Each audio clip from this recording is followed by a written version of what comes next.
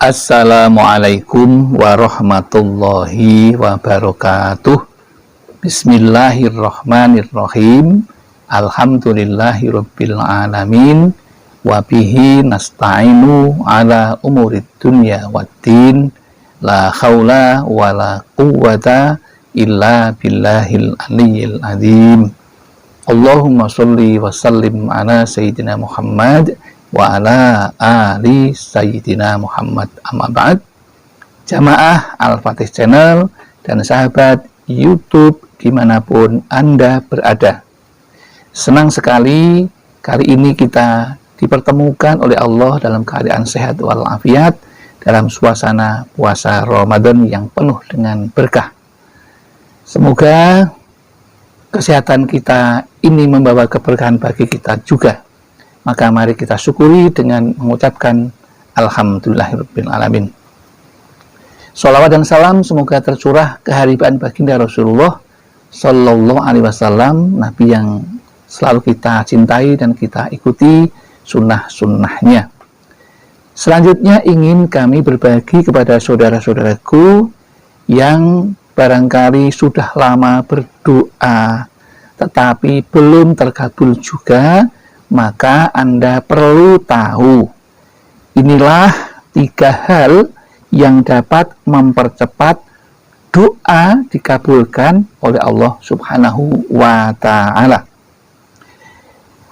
Memang doa itu bagian dari senjata orang beriman, dan memang kita dianjurkan untuk selalu berdoa kepada Allah. Dan Allah memang berjanji akan mengabulkan doa kita. Namun, kadang-kadang ada banyak sebab seseorang sudah lama berdoa, tetapi belum juga terkabulkan. Maka, ada baiknya kita mengutip apa yang sudah disampaikan oleh Syekh Ibnu Athaillah As-Sakandari dalam kitab Al-Hikam. Beliau menerangkan ada satu kondisi dan situasi yang dapat mempercepat doa-doa kita dikabulkan dan tibanya pemberian Allah terhadap apa yang kita minta. Beliau mengatakan, ma tolaba laka sayun mislul ittirari wala asra'a bil mawahibi ilaika mislu dhillati wal iftikor, yang artinya tidak ada yang menyegerakan terkabulnya doa kecuali yang pertama, saat terdesak, dan tidak ada yang bisa mempercepat tibanya pemberian Allah kepadamu kecuali 1, rendah hati, yang kedua, serta sikap membutuhkan. Jadi jika kita sudah berdoa siang dan malam, barangkali perlu dikoreksi. Apakah kita ini sedang dalam keadaan terdesak atau tidak? Dan bahkan orang yang tidak berdoa pun ketika terdesak, Allah akan memberikan pertolongan yang luar biasa, karena setiap seseorang diberi yang namanya tenaga cadangan yang sewaktu-waktu akan muncul ketika seseorang dalam keadaan terdesak. Ini di dalam ilmu bela diri disebut yang namanya ilmu tenaga dalam, yang muncul ketika seseorang terdesak dalam kondisinya. Begitu pula ketika kita meminta kepada Allah, berdoa kepada Allah. Jadi kalau kita ini tidak merasa dalam keadaan terdesak, membutuhkan betul dengan keikhlasan betul yang disampaikan kepada Allah, maka kita pun juga tidak akan bisa menyegerakan apa yang kita minta kepada Allah, karena Allah mempunyai hak prerogatif menyegerakan atau tidak menyegerakan.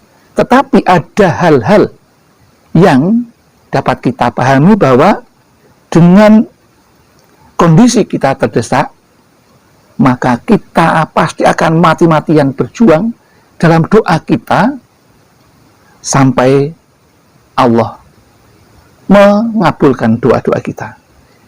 Dan yang penting sikap hati kita ketika kita berdoa, yaitu merasa rendah hati ketika minta kepada Allah Subhanahu wa Ta'ala. Ketika memanjatkan doa-doa kita, kita harus merasa rendah hati kita kepada Allah. Jangan ada sekalipun rasa ujub kita kepada Allah. Kemudian yang berikutnya, yang ketiga, sikap yang dibutuhkan yaitu adalah kita ini ketika berdoa betul-betul merasa butuh kepada Allah, sehingga kita tidak boleh dalam doa kita sampai mengucapkan doanya kepada Allah tetapi kita lupa artinya dan kita lupa mengingat kepada Allah. Minimal untuk menanggulangi hal ini, ketika Anda sedang berdoa, yakinlah bahwa Allah itu sedang melihat kita, Allah itu sedang mengawasi kita. Hadirkan Allah di hati kita, sehingga kita bisa merasa bahwa kita itu benar-benar dekat kepada Allah.